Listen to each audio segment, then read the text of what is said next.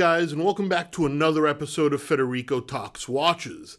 Today, I'm once again answering some of your questions, such as, what do I think of the new white dial Omega Speedmaster just released, and what about precious metal sports watches? All that and way more in today's episode. Now, of course, before we get started, customary wristwatch check. Today, I'm wearing my Patek Philippe 5296, white gold with the sector dial. Absolutely love this piece, one of the newer additions to my collection. And also, guys, don't forget to check out delraywatch.com. The mega stock update is continuing probably for the next 10 days or so. We just got in a bunch of pieces, but three highlights would be a Tudor Pelagos 39mm unworn, the ultimate sports watch, the ultimate tool watch in a size that everybody was clamoring for. We got in a very rare Grand Seiko with an integrated bracelet made for the Japanese market, so never sold in the US. Very understated, very thin, a fantastic sports watch.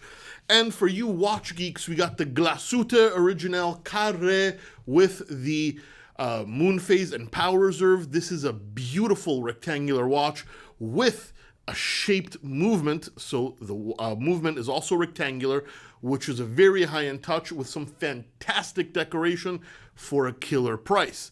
All that and way more at delraywatch.com, the best place for a watch geek to buy a watch. Link in the description below. Anyway, guys, these are the questions you ask me at Federico Talks Watches on Instagram. When you see the Q&A picture pop up a few times a month, feel free to ask your question. When I get enough questions, I take the picture down. Please do not DM me. I do not check them. And we start in no particular order. Etienne Ozelot says, what's the point of owning a 100 to 200 meter water-resistant vintage watch if my watchmaker tells me even with changed gaskets I shouldn't wear it in the pool? Well, Etienne, this is actually very normal. Gaskets, yeah, that helps water resistance, but a vintage watch, something that's 40, 50, 60 years old, you know, it's gone through decades of use. There could be some slight morphing in the case. Even with new gaskets, it's not necessarily water resistant, even if it is a sports watch. I never recommend wearing a sports watch in the pool. You gotta treat vintage watches as vintage. Just because of their age, they are more delicate. Now, I'm not saying no vintage watch can be swam with, but it's a risk most people don't want to put up with. And I totally agree with your watchmaker. Even with changed gaskets, it's a risk to wear a vintage watch in the pool. Just don't do it. Gennaro Sepe says, Fed, what advice would you give to someone that received a watch that they just don't like from their significant other? Keep lying. Make your life easy. No, but in all honesty, listen, honesty is the best policy, especially if it's a significant other. A watch can be expensive. They wanted you to enjoy it. I would let them down gently and maybe see if you can try to exchange it. Hopefully your wife or significant other is understanding. D. Griffey 649. Hey Fed, would you always recommend buying pre-owned, or are there circumstances when buying new is the best option? This is a great question. I almost always recommend buying pre-owned. Let other people take the depreciation for you. But of course, just like everything else in life, there are exceptions. Sometimes a piece pre-owned is more expensive than it is new. Like, for example, if you can get a Daytona brand new from the boutique at retail, you're going to save a hell of a lot of money.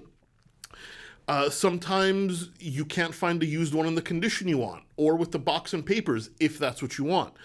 All times when to buy new, but generally buying used is better. Even sometimes when the used one is more expensive than the new one, you just get it way quicker. So sometimes paying above retail, even though I generally don't recommend it, is much more convenient than waiting. That's all up to you, right? That's up to you as a buyer. What do you prefer, time or money? I can always make money, but time, that's not replaceable. But generally, I would say buying pre-owned is the better bet for value retention, saving some money, and just, not being wasteful. Jess841. Hey Fed, what are your thoughts on precious metal sports watches? Keep up the great work. Thank you, brother.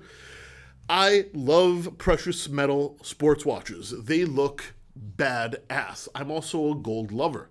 However, practically, they are the least practical watch ever made. I mean, gold is softer than steel.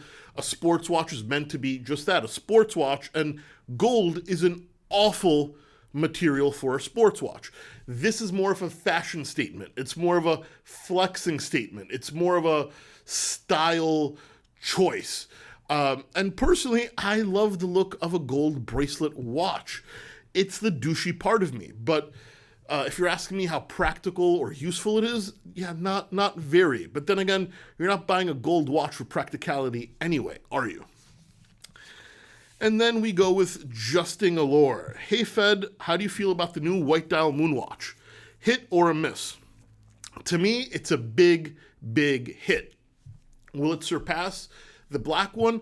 No, I doubt it. But the white dial is beautiful. It's also a porcelain dial, so I actually love the slight reflection it has.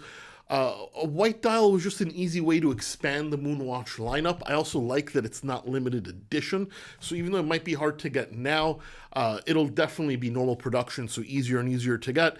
I think it was a smart move by Omega, an easy change to diversify their most popular collection, or one of their most popular collections, and I think it's quite handsome, but that's just me.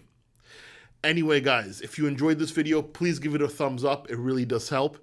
Don't forget to subscribe so you don't miss any more content. And of course, I'll catch you in the next one. Take care.